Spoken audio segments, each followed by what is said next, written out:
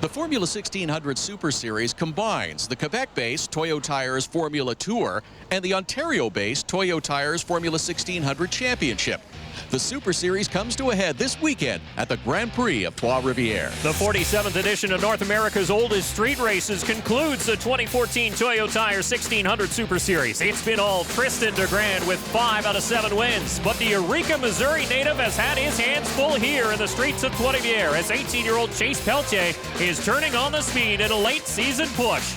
This is the Formula 1600 Super Series Finale presented by OKI from the streets of Trois-Rivières, Quebec.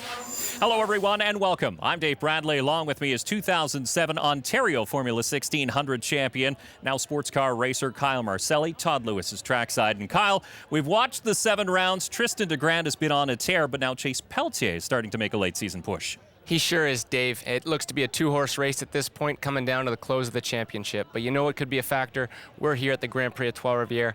This place is exciting. It separates the men from the boys. A perfect example of that is right here in turn number 6. It was Tristan DeGrand who pushed a little bit hard on the outside. He caught the tire wall and failed to finish that race. Chase Pelletier went on for the win, his first in the Super Series this year. And that win, along with a consistent number of finishes, has put him atop the leaderboard. And you can see the margin is now 10 points between Pelletier and Tristan DeGrand. Although DeGrand has won 5 races, he hasn't completed 2 of them, and that set him back a little bit going into this finale here at GP3R. Earlier, we spoke to the 2 challengers. This race, going into this race, I'm just gonna try to stay as clean as I can. Obviously, push to the front and try to stay there. But if I won't be making any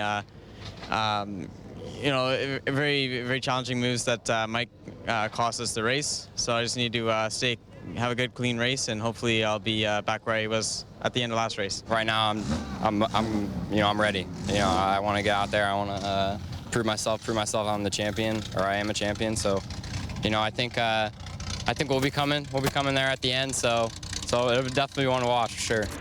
We'll take a look at the HPD starting grid. It's an all-Quebec front row.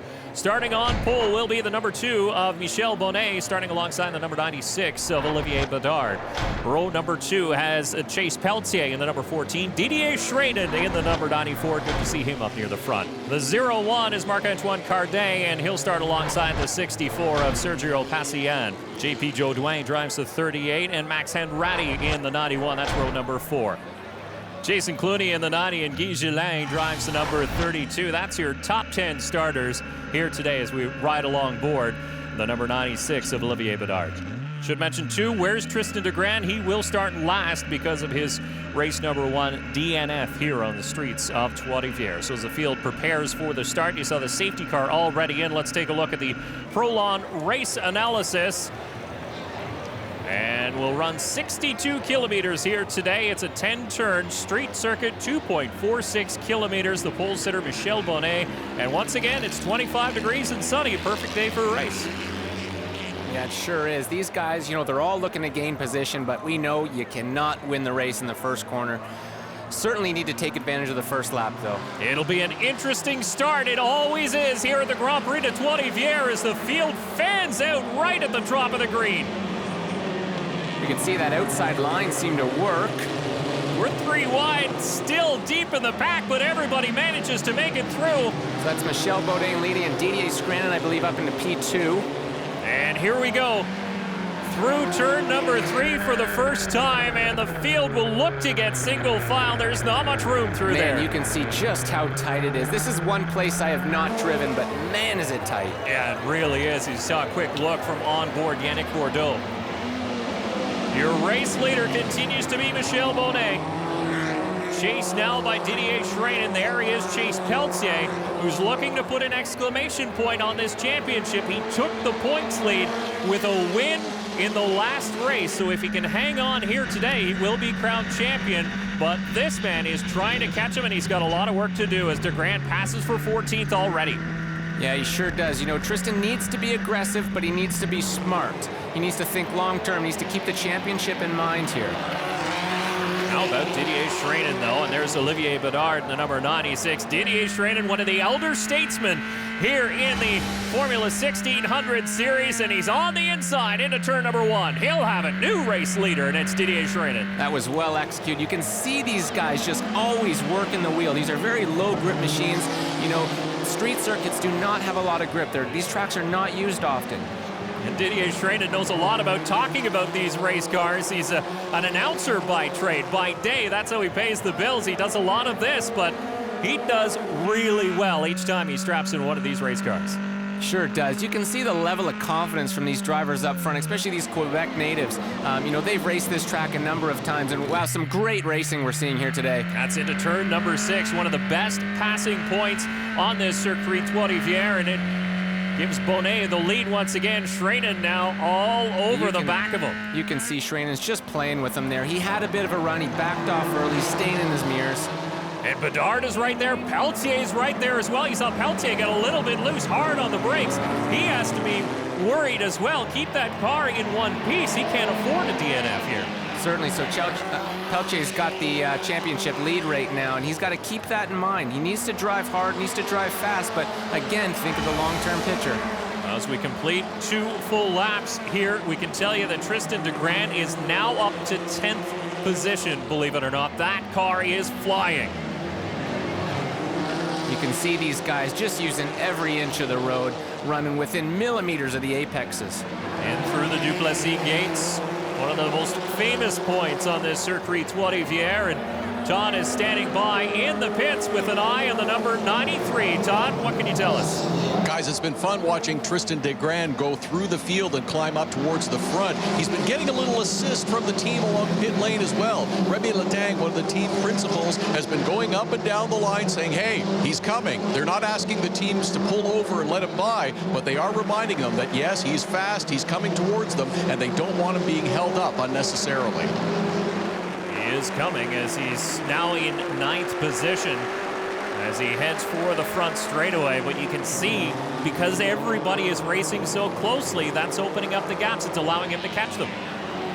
Yeah, it sure is. You know, Tristan just needs to stay focused on the goal. He needs to finish ahead of Chase in order to take this championship lead. That needs to be his only focus right now. Closing in on the 0-1 of Marc-Antoine Cardet, and he'll have the inside line for that pass, and he'll make it stick going into turn number 1. Yeah, great job. Tristan's been pushing hard, taking a lot of extra risks, and so far that's paid off, but he needs to just, you know, keep his nose clean. This place can bite you. Yeah, it really can, and we talked about that earlier with concrete walls on both sides. One mistake, and it can end a day. Michel Bonnet currently leads, and Chase Peltier doing what he needs to do to win a championship. The Formula 1600 Super Series Finale from Trois-Rivières, Quebec is brought to you by Toyo Tires, driven to perform. By Lubrico Warranty, providing peace of mind motoring to Canadian car buyers and dealers since 1997. And by Animas Insulin Pumps, helping manage your diabetes. The lead pack now on the front chute, completing lap number 6. And here comes Schreinen once again, looking for the lead into turn number 1, and he's got it. And these guys look like they're having too much fun out there. You can see the experience paying off. It looked like Bonnet didn't see him there going into turn number 1. He started the turn in, but then backed off. Here we go through turn number 3. The top 4 all covered by a blanket. You see Bedard and the number 96 in there as well. There's Peltier, and there is Tristan DeGrand, now up inside the top 5.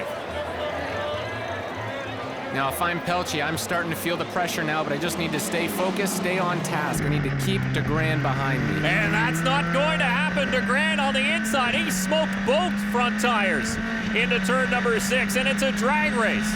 You know, the same goes for DeGrand. He's done a great job getting to this point, and he wants to get ahead of Chase. He's on the inside, and he's got the position. He will take it away. Hits the rumble strip on exit. Now chasing Olivier Bedard. But Chase Peltier 1 position behind. If the race were to finish right now, that would make Tristan DeGrand your Super Series champion. What a battle we're seeing here today. Classic example of some great racing in the F1600 Championship. Don't count out the 14 of Chase Peltier, though. Back to the outside in turn number 1. They're wheel to wheel. Again, this is a battle for the championship as DeGrand goes wide. There is your race leader, the number 94 of Didier Schreinen.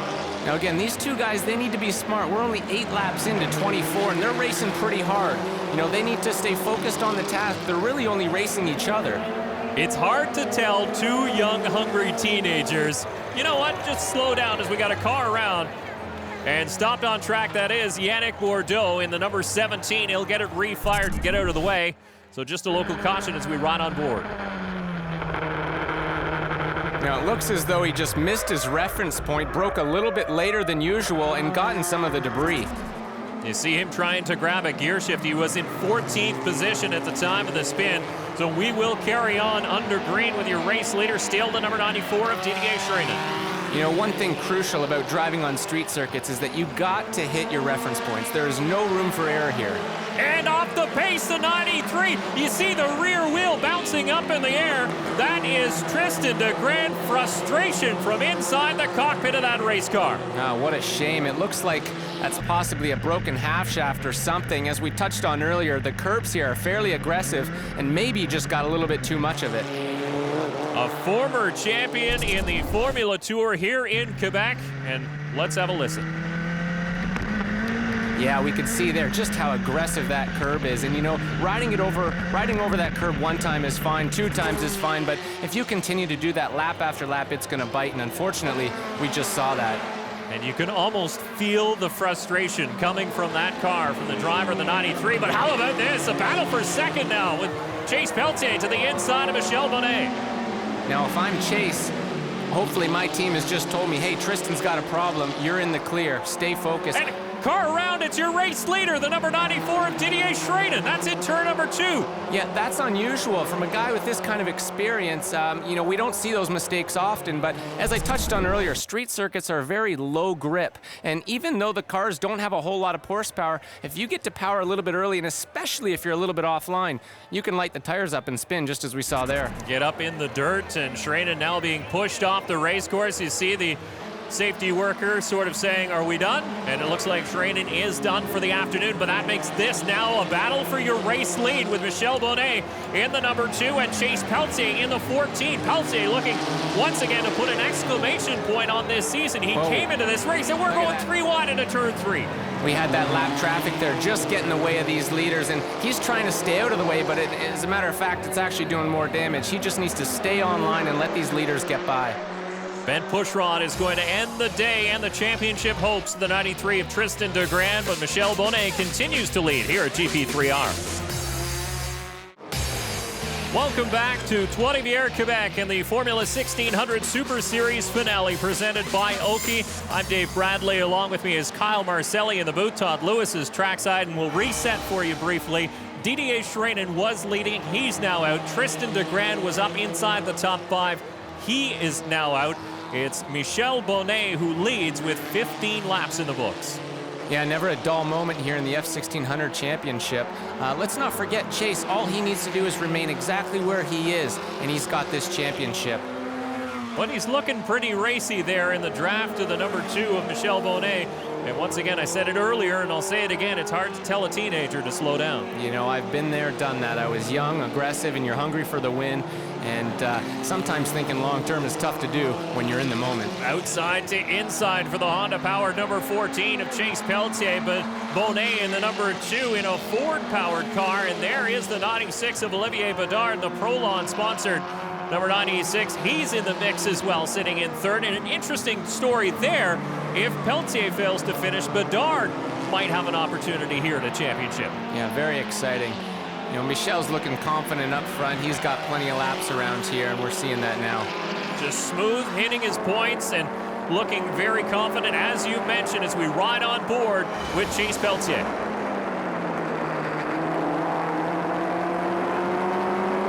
Hard at work in his office, really not hard at all from that angle. It looks like he is quite comfortable behind the wheel of that car as well. Into turn number 3 now, the field fanning out. You see the top 3 all in a line and all nose to tail as they head towards turn number 6 and a passing opportunity. Now, that was a great job by that lapped car. Now, it looks like Olivier Bedard is using a really wide line there, maybe just trying to get in the mirrors of Chase Pelletier up ahead. Could it be that he's trying to set up a run off the corner, wide in, sort of tight off?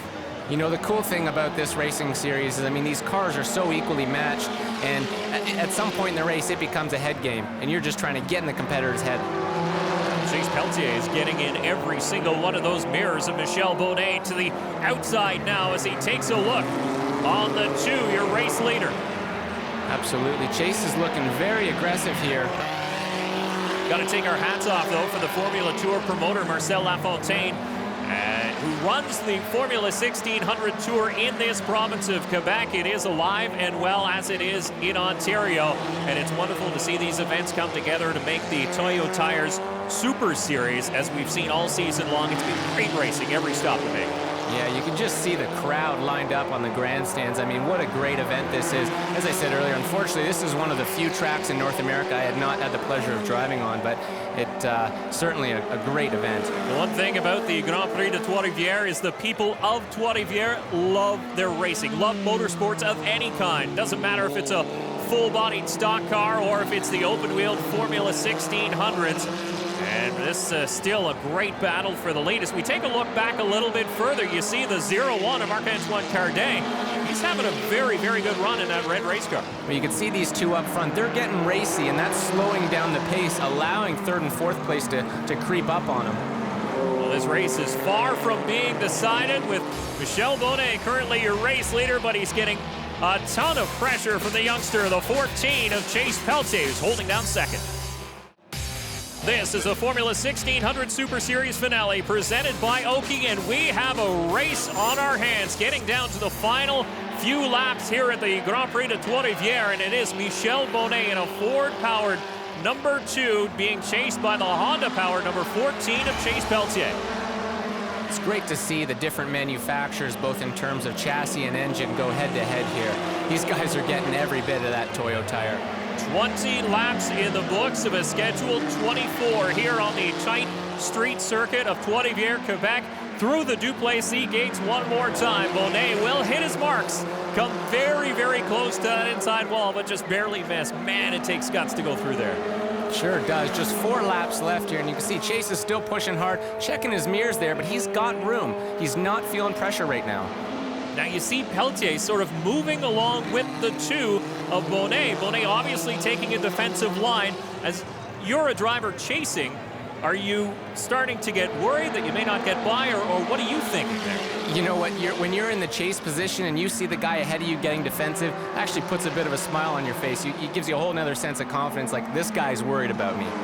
But do you get worried now that the driver behind you may catch you because you're following this defensive line? I guess it's all racing at play. Again, it's tough not to get wrapped up in the moment. You know, these guys are hungry, they're young, they want to make a name for themselves. With only 3 laps left to go now, you know, they're all searching for the win.